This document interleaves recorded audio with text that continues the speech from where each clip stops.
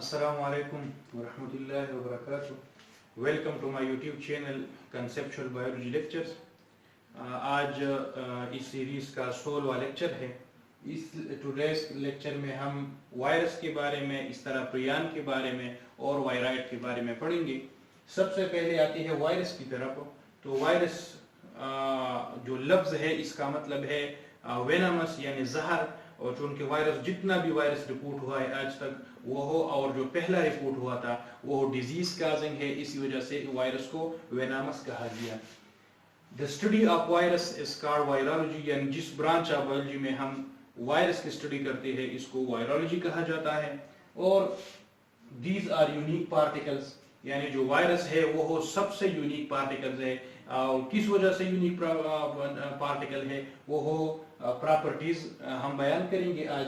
They have some properties of living while others of non living. बाज properties, बाज खसूसियात, बाज कैरेक्टर्स ऐसे हैं जो लिविंग ऑर्गेनिजम्स के हैं, और बाज खसूसियात ऐसे हैं जो नॉन लिविंग ऑर्गेनिज्म की वजह की है, जिसकी वजह से हम न इसको ट्रू लिविंग कह सकते हैं और न इसको ट्रू नॉन लिविंग कह सकते हैं।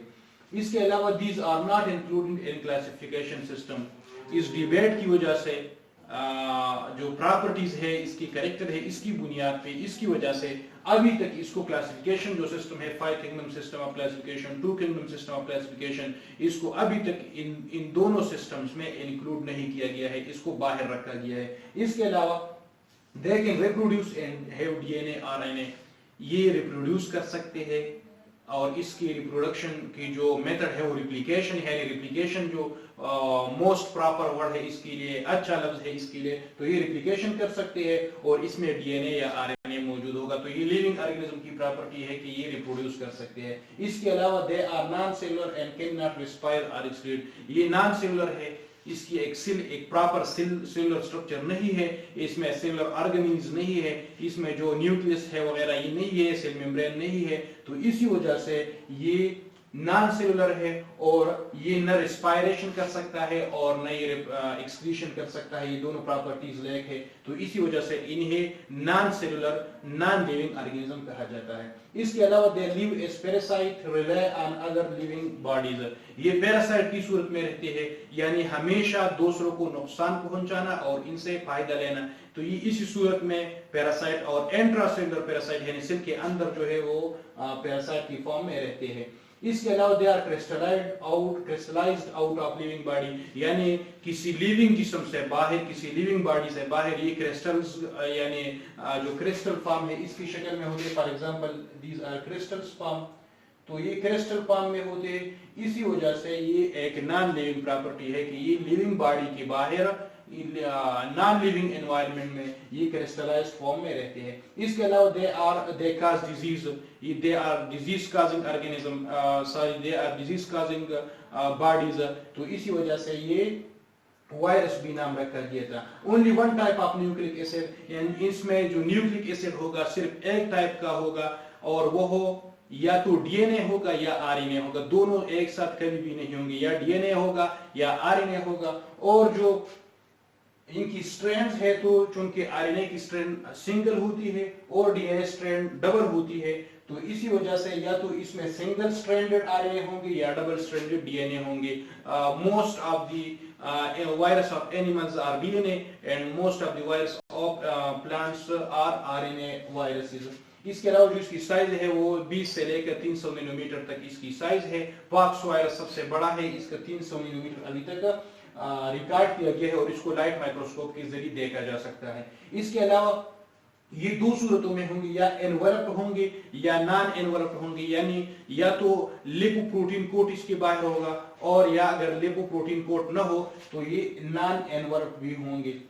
जो जनरल स्ट्रक्चर है वायरस का, ये जनरल स्ट्रक्चर है, दो हिस्सों पर मुश्तमिल होता है। एक हेड स्ट्रक्चर होता है, एक टेल होता है। हेड के अंदर डीएनए होता है, इसके बाद जो टेल स्ट्रक्चर है डीएनए और आरएनए इन वन, और जो नेक जो टेल स्ट्रक्चर है इसमें सबसे पहले नेक होता है जो हेड और टेल को कनेक्ट करते हैं।